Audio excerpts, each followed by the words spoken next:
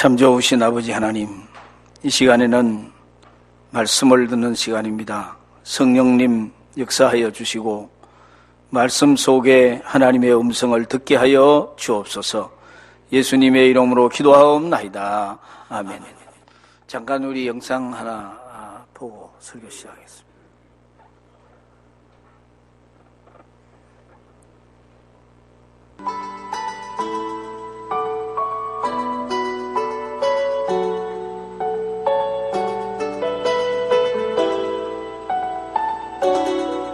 볼륨을 좀 올려.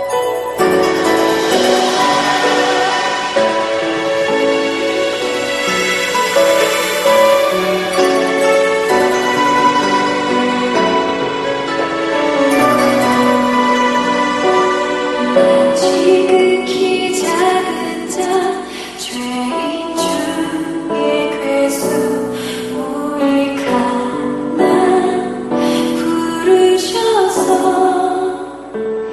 간절한 기대와서만 부끄럽지 않게 십자가 전게 하셨네. 어디든지 가리라 준비했어라도 나는 전하리 그 십자가. 내 몸에 된 십자가 그 보혈을 향해 온 세상 죄로 내가 주니 살아도 주를 위해 죽어도 주를 위해 살아 죽으나 난 주의 것.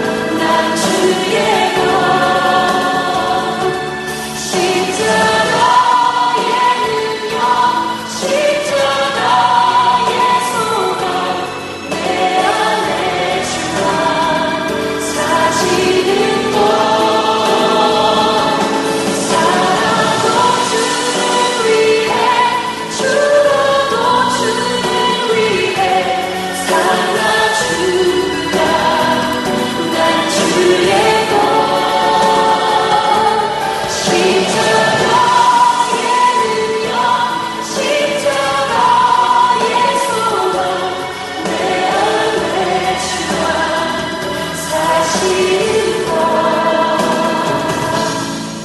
지극히 작은 자 죄인 중에 괴수 무익한 나 부르셔서 간절한 기대와서는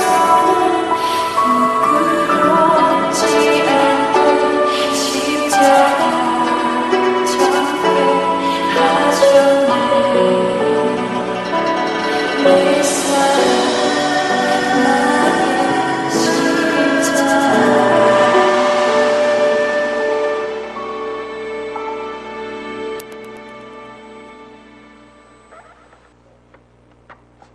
할렐루야.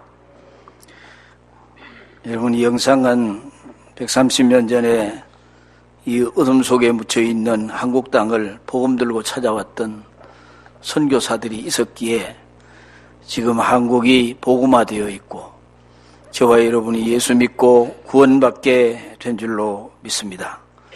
하나님은 지금도 살아계시고 지금도 역사하시고 지금도 선교의 불길은 계속 번져가고 있습니다. 서울의 양화진에 가면 2,500명의 외국인 순교자 묘지가 있습니다. 그 모든 사람들이 한국을 찾아와서 복음 전하다가 순교의 제물로 갔습니다. 그들이 이 땅을 찾아온 것은 목표는 한국에였지만은 그러나 목적은 한국에 복음을 전하기 위해서 예수의 십자가 전달자로 왔다가 그들이 순교의 제물로 하나님께로 갔습니다. 지금도 우리는 대한민국이 세계를 향해서 열방을 향해서 복음 들고 나아가고 있는 것, 그것은 우리가 옛날에 받은 그 은혜의 빚진 자로서의 삶을 감당하고 있는 줄로 믿습니다. 오늘 여러분, 목적이 중요합니다 하는 설교의 주제를 가지고 말씀을 드리겠습니다. 우리가 보면 우리 인생이 그렇습니다. 우리 인생이 가는 길은 목표가 분명합니다. 목표는 하늘나라가 우리의 목표입니다. 그러다 목적은 이 땅에 생명 갖고 사는 인생 여정 가운데 어떻게 하면 하나님께 영광을 돌려드릴까? 어떻게 하면 하나님께 기쁨이 되는 삶을 살까?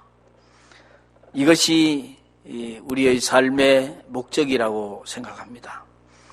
오늘 여러분 읽은 이 본문에 보면 인생을 한 경기자로 설명하고 있습니다. 한 운동선수의 모습으로 사람을 비유해서 말하고 있습니다. 여기 몇 가지 운동한 사람에게 주어지는 삶의 철칙이 있습니다. 운동선수로 나선 사람, 첫째는 방향을 정해야 합니다. 목적과 목표가 분명해야 돼요. 목적이라는 것은 어떤 면에 추상적인 겁니다만은 목표는 구체적인 것입니다. 여러분 때때로 보면은 구체적인 목표는 있는데 구체적인 목표는 있는데 추상적인 목적이 없는 사람이 있고 어떤 사람은 추상적인 목적은 있는데 구체적인 목표가 없는 사람이 있어요. 이 둘 다 잘못하고 있는 거예요. 목적은 언제나 추상적인 것이고 높은 것이어야 합니다. 목표는 그에 따른 구체적인 내 앞에 있는 삶의 내용이고 현실이어야 합니다. 운동하는 사람은요, 운동선수는 목적의식이 분명하고 동시에 목표가 분명해야 됩니다. 그래서 목적을 분명히 하라는 거예요. 목적을 분명히 하라. 요새 우리는 가끔 보면은 하도 요즘 전문화된 세상이니까 그 분야에 어떤 분야에 노하우가 있는 사람이라고 농사 짓는 사람도 무슨 특별한 농산물을 발견하면 그거 가지고 노하우가 있는 사람이라고 그렇게 그러니까 이제 어떻게 하느냐에 대한 도사가 되어 있어요. 기술도 있고 그다음 거기에 대한 지식도 있고 또 삶의 경험도 정말 노하우가 있어요. 그런데 중요한 게 뭐냐 하면 목적을 잃어버린 거예요. 여러분 무슨 일을 하든지 항상 디데이를 생각해야 됩니다. 이 시간 이대로 머물러 있는 게 아니지 않습니까? 계속 시간은 흘러갑니다. 내 삶의 수레바퀴는 계속 돌아갑니다. 계속 앞을 향해서 굴러가고 있습니다. 그러면 그 마지막 종착점이 어디인가를 생각해야 돼요. 그게 삶의 최종 목적, 이게 삶의 디데이거든요. 생각해. 그리고 오늘 본문에 보면은 허공을 치는 것 같지 아니하고 이 허공이라는 이 말은 의미의 문제잖아요. 삶의 의미의 문제인데 허공을 친다. 여러분 현대 신학도 있고 현대 철학도 있고 현대 문학도 있고 과학도 있습니다. 그런데 현대 철학의 가장 무서운 과제가 뭐냐 하면 허무라고 하는 거예요. 의미를 잃어버렸다는 거. 무슨 일을 해도 거기에 담긴 아주 무서운 어떤 확실한 굉장한 의미가 있어야 되는데 의미가 없다는 거예요. 여기에 문제가 있습니다. 그래서 요즘 젊은 사람들 상대로 연구를 하고 조사를 해보니까 결혼을 꼭 해야 되느냐 그렇게 물었더니 통계가 나왔는데 전체의 17%만 결혼을 해야 한다고 생각을 한대요. 40% 이상이 그거 꼭 결혼해야 될 이유가 있느냐고 그런답니다. 물론 뭐 결혼하는 것도 자기 마음대로 하겠죠. 그러나 분명한 것은 50이 넘고 60이 넘고 70이 되면 땅을 치며 후회할 것입니다. 지금 편리한 생활 이게 문제가 아니고 미래를 잃어버리고 있는 거예요. 삶의 의미마저도 잃어버리고 있는 거예요. 인생의 노하우가 뭐 중요하지 않습니다. 노하우보다 중요한 게 목적이 중요한 거예요. 메가더 장군의 기도문 여러분 혹시 읽어보셨는지 모르겠는데 거기 보면 너무 기도문이 좋기 때문에 가끔 이렇게 읽어보는데 거기에 이런 문구가 있어요. 하나님이여 그리하여 나로 하여금 헛된 생을 살지 아니하였다 하게 하옵소서. 이런 기도문이 있습니다. 그 내용이 뭐냐 하면 나에게 이 메가더 장군의 기도가 나에게 이런 아들을 주십시오. 또 내 아들이 이렇게 살기를 원합니다 하는 그런 기도문인데 쭉 그렇게 말하고 나서 마지막에 가서 그리하여 나로 하여금 헛된 생을 살지 아니하였다 하게 하옵소서. 이것이 가정이에요. 여러분 가정이라는 것은 이 가정이 삐걱하면요 인생은 완전히 헛된 인생이 돼버리고 말지 않습니까? 여러분 생각해 보세요. 남는 게 뭐겠습니까? 여러분 또 뭘 남기면서 인생을 마무리하려고 합니까? 무엇으로 여러분 삶이 이렇게 떨어지지 않은 끈으로 이어질 수 있겠습니까? 우리는 순간의 일만 생각하고 의미 없는 헛된 영광을 추구하는 그런 군상이 바로 오늘 여러분 우리가 살고 있는 현실이라고 하는 얘기입니다. 목회 상담학자인 하워드 크라인벨이라고 하는 분이 이런 글을 썼습니다. 사람의 마음속에 힘을 주는 능력을 주는 일이라는 게 어디서 오느냐 세 가지로 얘기했어요. 첫째는 하나님께서 내게 주신 가치를 지니고 태어난 존재라고 하는 자기 존재의식이 있어야 한다. 다시 말하면 우리에게는 자존감이 있어야 된다는 거예요. 의미 있게 태어났다는 거예요. 내가 알건 모르든 간에 내가 세상에 태어난 것은 하나님께서 내게 꼭 이런 의미를 담아서 내 생명이 이 땅에 탄생하게 했다. 세상에 존재하게 했다. 그런 거로 나는 하나님이 나에게 의미를 담아서 출생했기 때문에 나는 소중하다. 자기 자존감이 있어야 되고요. 그 다음에 둘째는 뭐냐 하면 자신이 해야 할 일이 있기 때문에 그것을 내가 그걸 위해서 내가 기술도 습득하고 지식도 습득해야 한다고 하는 지금 능력을 얻어야 한다고 하는 것입니다. 능력은 그저 얻어지는 게 아니에요. 그런 거로 우리는 능력을 얻어서 능력의 사람이 돼야 되는 거예요. 세 번째는 뭐냐면 스스로 이끄는 내적인 힘이 있어야 한다. 이것은 자신감이 있어야 된다는 거예요. 내가 나를 못 믿는데 누가 나를 믿어주겠어요? 내가 나를 못 믿는 주제에 누가 다른 사람 보고 믿으라고 할 수 있겠습니까? 자기 자신이 자기를 믿는 사람이 되라는 거예요. 그러기 위해서 자기 자신을 사랑하라는 겁니다. 그리고 이웃을 사랑하는, 내가 하고 있는 일을 사랑하라는 거예요. 그게 당부하고 있는 내용이에요. 여러분, 이 세 인생을 살면서 의미 없는 일처럼 피곤한 일이 없습니다. 그래서 의미 창조라는 것이 얼마나 중요합니까? 이것이 바로 우리에게 주어진 가장 삶의 소중한 문제일 것이다. 또 한 가지는 그러기 위해서 오늘 본문을 보니까 내 몸을 쳐 복종케 하라. 내 몸을 쳐서 복종케 한다. 하는 내 몸을 쳐서 복종케 한다는 길게 설명하지만 단어는 간단해요. 여러분 성경에 헬라어에 툴로스라는 말이 있습니다. 이 툴로스라는 말은 종이라는 말이고 노예라는 말이에요. 그 다음에 또 헬라어에 아고르라는 말이 있는데 이 아고르라는 말은 인도한다. 노예를 인도한다. 이걸 의역하면 노예를 길들인다라는 말이에요. 내 몸을 내가 길들이는 거예요. 여러분 그런 말이 있잖아요. 성경에 마음은 원이로도 예수님이 하신 말씀이죠. 마음은 원이로도 육신이 약하도다. 이 몸을 내 몸을 내 마음대로 못해요. 가장 가까운 내 몸을 내 마음대로 못하니 이거 가지고 우리는 아무 일도 할 수 없습니다. 여러분 운동선수는요 바로 거기에 있습니다. 자기 몸을 강하게 훈련하는 게 운동선수예요. 그래서 자기 몸을 훌륭한 선수로 길들여 나가는 거예요. 자기를 훈련시키는 거예요. 그러기 위해서 이 운동선수에게는 버리는 게 있어야 됩니다. 자기를 버리는 게 있어야 됩니다. 뭐냐 하면 욕심을 버리고 시기를 버리고 헛된 생각을 버리고 게으름을 버리고 그리고 과감하게 버리고 그 버리는 용기가 있어야 돼요. 자기 관리인데 그 다음에 그 훈련 또 얻어야 할 게 있습니다. 그게 뭐냐 하면 선수에게는 온유와 겸손과 진실과 좋은 습관을 이제 길들여 가야 합니다. 우리 몸을 이제 길들이는 거예요. 우리 가운데 새벽기도 열심히 나오는 사람도 있고 잘 못 나오는 사람도 있습니다. 그런데 새벽기도 나오고 싶다. 나는 새벽기도 가고 싶다. 그런데 꼭 새벽기도 안 나오는 사람들이 이제 왜 새벽기도를 안 나오느냐 그러면 목사님 마음은 원이로되 육신이 약합니다. 꼭 예수님이 하신 말씀을 그걸 인용해가지고 얘기해요. 다 마음은 원인데 육신이 약하죠. 하고 싶지만은 육신이 못 따라가는 거예요.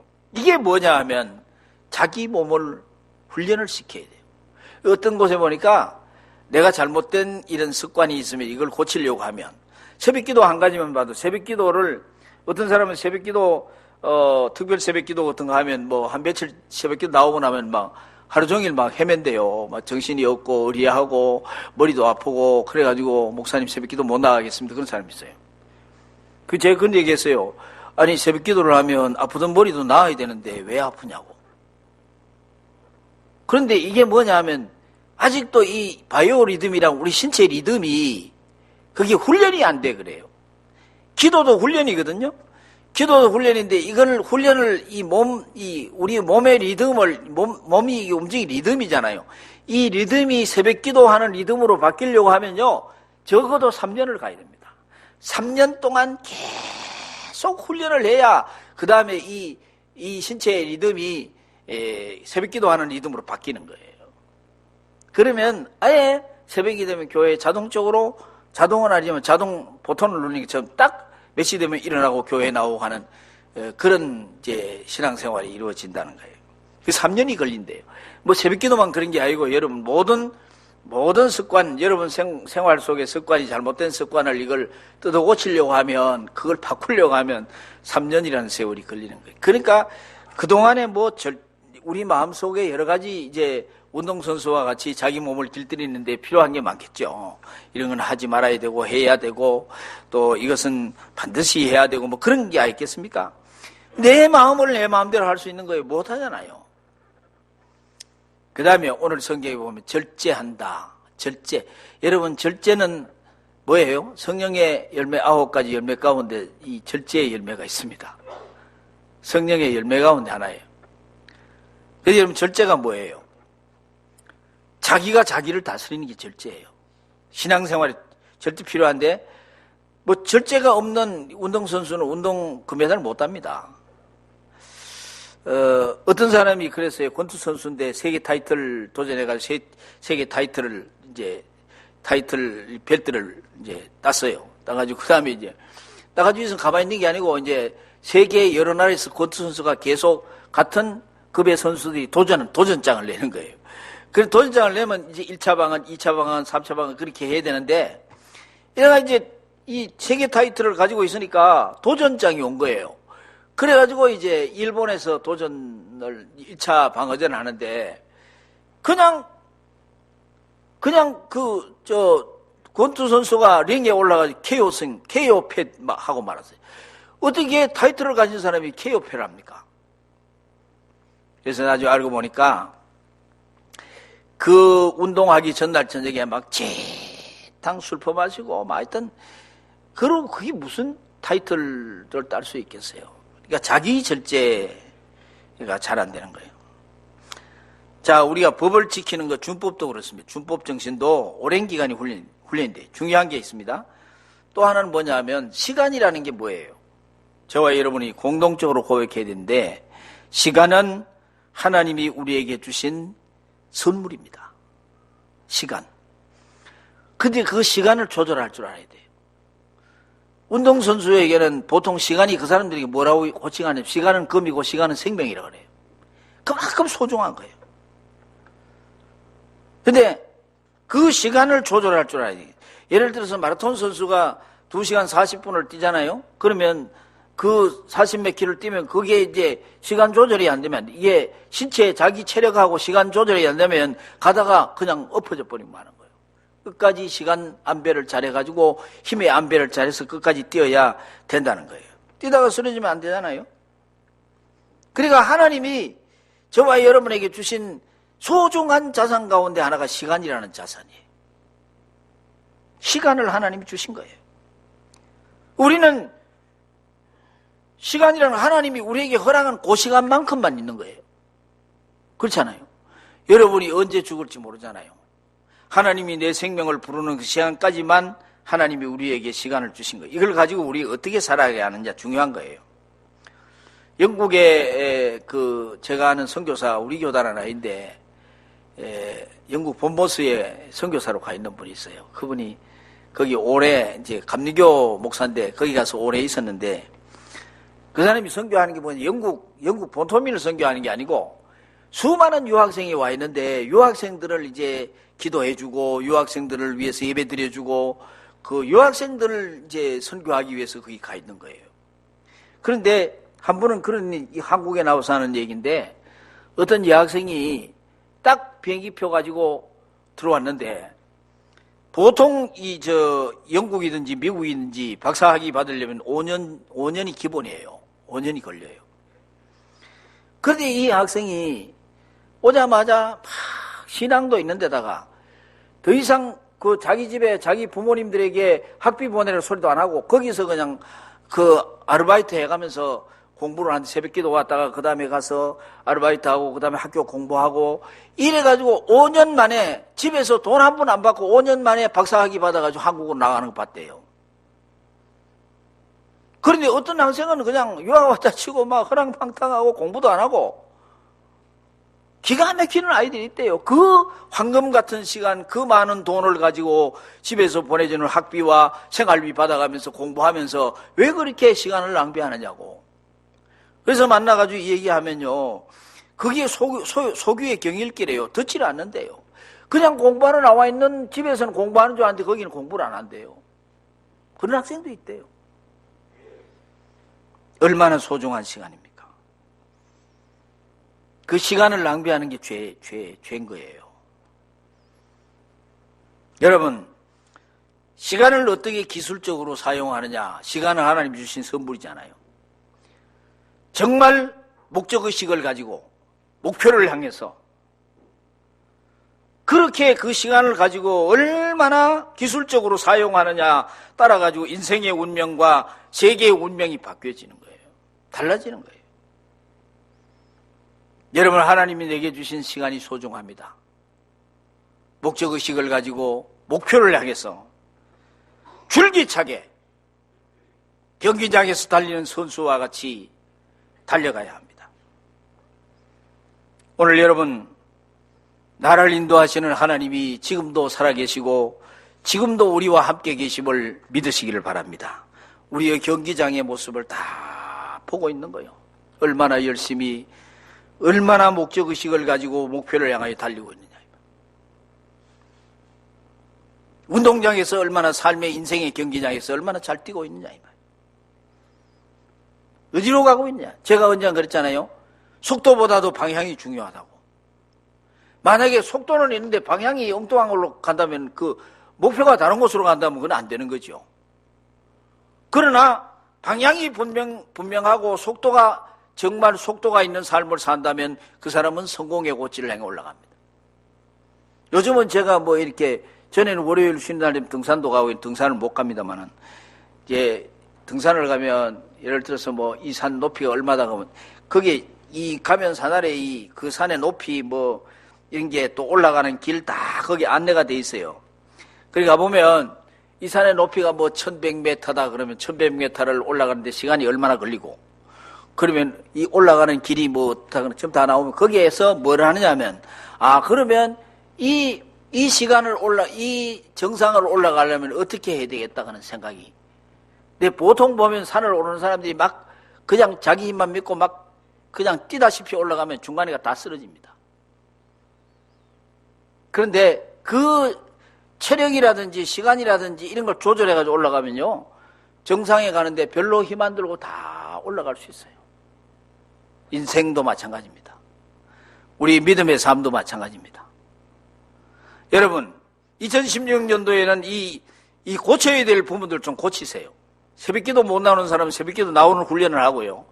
기도의 자리에 나오는 훈련을 해야 돼요. 내가 피곤하다 그러고 축 늘어져 버리면 아무것도 못해요. 그런데 일어나가 움직이면 또 해요. 전에 어떤 사람이 그런 얘기 하더라고요. 새벽기도 나오는 시간 너무 힘든데요, 일어나기가. 그러나 일어나서 방문을 열고, 이 아파트 문을 열고, 집 문을 열고 나오면 달라지는 거예요. 그리고 새벽기도 마치고 돌아가면 또 달라지는 거예요. 분위기가 다른 거예요. 왜 그러냐면, 하나님은 우리가 기도하기를 원하고 새벽 기도하기를, 기도의 훈련이 되어가지고 기도 많이 하기를 원하는 거 아니에요. 나는 못한다. 여러 가지 조건을 댈 수 있어요. 나는 뭐 집이 멀어서 못한다. 조건이 뭐 신체적인 문제가 있고 뭐 직업의 문제가 있고 다 뭐 못하는 조건을 댈 수 있습니다. 그러나 그걸 뛰어넘어서 가면요, 얼마든지 기도의 자리에 나올 수 있는 거예요. 그것도 한번 훈련을 해봐야 돼요. 제가 이제 서두에 말 기도도 훈련이에요. 그냥 즉흥적으로 안 됩니다. 훈련을 해가지고 내 몸의 리듬이, 이 바이오 리듬이 기도하는 리듬으로 바뀌어져야 돼요. 그러면요, 새벽마다 교회 나오게 돼요. 안 나올 수 없어요. 내 몸이 자꾸 가도록 만듭니다. 그렇지 않아요? 그러니까 오늘 여러분, 원래 2016년도에는 신앙생활 하는데 제일 중요한 게, 오늘 제가 재직 수련회에서도 얘기하려고 하는데, 이 예배하는 게 굉장히 중요합니다. 주일 예배 이거 빼먹고 이러면 신앙이 죽습니다. 믿음도 완전히 폐가 돼버립니다.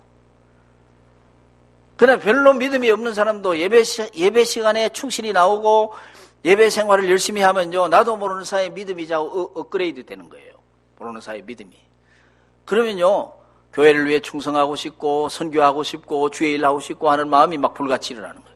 내 마음에 주의 일을 하기 싫고 자꾸 무너지는 건요, 여러분의 신앙이 거의 그냥 막 허물어져 있는 거예요. 그런 상태에 주를 영화롭게 할 수 없어요. 그럼 본인이 이 몸의 리듬을 다시 일으켜가지고 기도하는 자리로, 예배의 자리로 빠지지 않고 나와야 돼요. 그래야 여러분의 신앙이, 누가 여러분의 신앙을 키워줍니까? 내 자신이 키워나가야 돼요. 모든 예배에 빠지지 말아야 돼요. 전에 우리 교회에 나오는 성도 한 분이 주일날 그가 한 달 중에 겨우 한 번 내지 두 번만 교회 나와. 그럼 왜? 한번 제가 물어봤죠. 왜 그렇게 주일날 교회를 못 나옵니까? 주일마다 일이 생긴다는 거라, 뭐 동창회 일, 뭐 하여튼. 근데 했습니다. 그런 거 다 끊으라고. 뭐 동창회가 중요하냐고. 무슨 가문의 일이 중요하냐고. 하나님께 예배 드리는 게 생활의 제1조입니다. 그걸 뒤로 하고 동창회 가고 집안일 가면 안 된다는 거예요. 우리 신앙의 기본이 그거예요. 그렇게 안 하면은 신앙이 안 자라는 거예요. 그냥 무슨 조건을 주일날 매동 교회 안 나갈 조건만 찾아가지고 그냥 빠져나가려고 하면 예배 안 드리고 얼마든지 돌아다닐 수 있어요. 그건 안 돼요. 하나님을 영화롭게 하기 위해서 예배 드리고, 여러분 목적의식이, 목표가 오직 하나님의 영광을 위해서 살아야 돼요. 그래야 여러분의 믿음도 자라고 여러분 가정에도 복이 되고 모든 하는 일에 하나님의 은혜가 있고 삶의 기쁨이 있고 그리고 믿음의 의욕이 생기고 기도할 마음도 생기고 전도할 마음도 생기는 거예요. 그런 신앙생활이 2016년 한 해 동안 여러분에게 풍성하게 임하기를 주의 이름으로 축복합니다. 기도하겠습니다. 하나님 아버지 감사합니다.